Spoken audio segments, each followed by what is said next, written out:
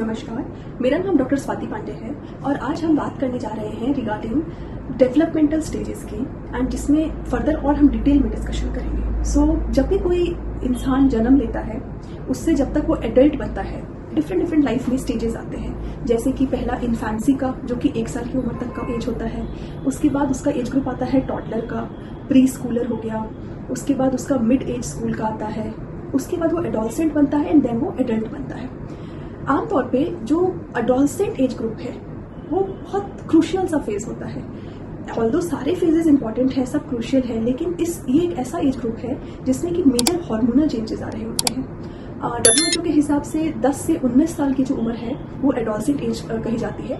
तो इस age group में मेल फीमेल दोनों की ही बॉडी में बहुत सारे हार्मोनल चेंजेस होने की वजह से बॉडी में इटसेल्फ चेंजेस आ रहे होते हैं। बेसिकली वो एक बच्चे से अब बड़े बन रहे होते हैं। उस दौरान एज अ पेरेंट आपको क्या क्या चीज़ों का ध्यान रखना चाहिए और उसमें एक्चुअली क्या क्या होता है, आपको उसका इन्फॉर्मेशन होना बहुत ज़रूरी है।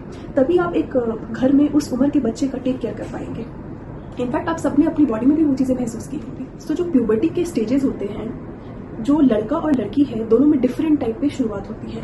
आमतौर पे लड़कियों में प्यूबर्टी की शुरुआत थोड़ी सी जल्दी हो जाती है, 1-2 साल पहले। लड़कों में 1-2 साल के बाद होती है। तो 8 से 13 साल की उम्र आमतौर पे लड़कियों के लिए ली जाती है कि अब वो प्यूबर्टी में एंटर हो रही है, और लड़कों में 9.5 से 14 साल की उम्र होती है।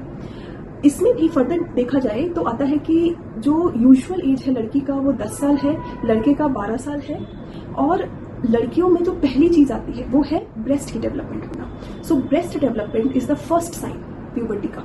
उसके बाद क्या होगा कि 2 साल के बाद तकरीबन उसको कुछ ना कुछ वजाइनल डिस्चार्ज शुरू होगा। और जब वो डिस्चार्ज शुरू हुआ, या कुछ डिस्चार्ज का मतलब है कुछ पानी सा आना, कुछ सफेद कुछ पानी सा आना, हल्का फुल्का सा स्टिकी सा, उसके बाद फिर वो अगले 6 महीने में उसको पीरियड्स आने शुरू हो जाएंगे, जिसको हम मेंस्ट्रुएशन कहते हैं। तो गर्ल्स में यूजुअली ये ट्रेंड चलता है। लेकिन अगर वही 8 साल के पहले किसी लड़की में ब्रेस्ट डेवलपमेंट शुरू हो जाए तो उसको हम कहते हैं प्रिकॉशियस प्यूबर्टी। प्रिकॉशियस मतलब समय से पहले प्यूबर्टी हिट होना। उसका कुछ ड्रॉबैक भी है, वो भी हम डिस्कस करेंगे। अच्छा, इसी तरह अगर सेम चीज किसी में लेट शुरू हो तो डिलेड प्यूबर्टी कहा जाता है। तो लड़कियों में आमतौर पे अगर ब्रेस्ट का डेवलपमेंट 13 साल के बाद शुरू हो, या फिर जो पीरियड्स हैं वो 16 साल की उम्र तक नहीं आए, तो उसको हम डिलेड प्यूबर्टी कहते हैं। जब हम बॉयज़ की बात करते हैं तो बॉयज़ में डेफिनेटली मेंस्ट्रुएशन या पीरियड्स तो नहीं आते हैं, लेकिन उनमें डिफरेंट टाइप से बॉडी इफेक्ट होती है। जिसमें कि सबसे पहला जो बच्चा जब एडोलसेंट की तरफ जा रहा होता है लड़का, तो आमतौर पे 12 ईयर्स के अप्रॉक्सीमेट की उसकी एज होती है। जिसमें सबसे पहला जो साइन होता है वो होता है टेस्टिकुलर एनलार्जमेंट। जो उसके अंडे हैं वो थोड़े से साइज में बड़े हो रहे होते हैं। उसके बाद धीरे धीरे उसके शरीर पे, उसके प्यूबिक रीजन में बेसिकली बाल आएंगे। उसके बाद उसके फेस पे, दाढ़ी और बाकी जो जगह है वहां पे उसके बाल आने शुरू होंगे, और फाइनली फिर टेस्टिकुलर एनलार्जमेंट पीक पे होगा। तो मेल में ये सीक्वेंस चलता है। अभी उसी में किसी मेल को 9.5 साल के पहले अगर प्यूबर्टी हिट करती है, हिट करना मतलब टेस्टिकुलर एनलार्जमेंट 9.5 साल के पहले ही शुरू हो जाए, तो उसको प्रिकॉशियस प्यूबर्टी कहेंगे।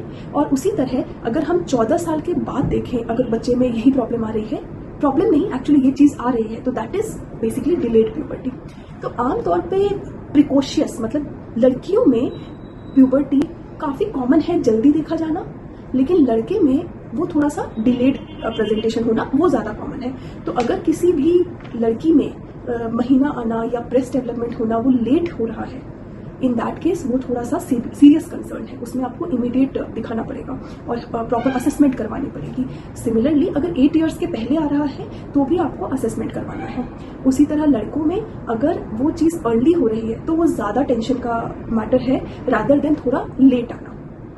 तो ये ग्रॉस आपको डिफरेंस पता होना चाहिए। एक और चीज एसोसिएटेड होती है कि जैसे ही प्यूबर्टी हिट होती है उस समय उस दौरान उसका हाइट फटाफट से इंक्रीज होगा। तो अगर किसी बच्चे का सब ठीक चल रहा था, सडन हाइट या ग्रोथ स्पर्ट हम कहते हैं वो इंक्रीज हो रहा है, मतलब वो प्यूबर्टी में लैंड कर रहा है। तो अगर वही है कि किसी को जल्दी पीरियड्स आए या जल्दी टेस्टिकुलर एनलार्जमेंट शुरू हुआ, तो सडनली उसका हाइट बढ़ेगा, करीब तकरीबन 20 सेंटीमीटर तक बढ़ता है, और उसके बाद वो नेक्स्ट फेज में एंटर कर जाता है। तो जैसे ही किसी लड़की को पीरियड्स आ जाते हैं उसके बाद आमतौर पर उसकी हाइट बढ़ना रुक जाती है। तो अराउंड 5 से 6 सेंटीमीटर उसके बाद और हाइट बढ़ती है।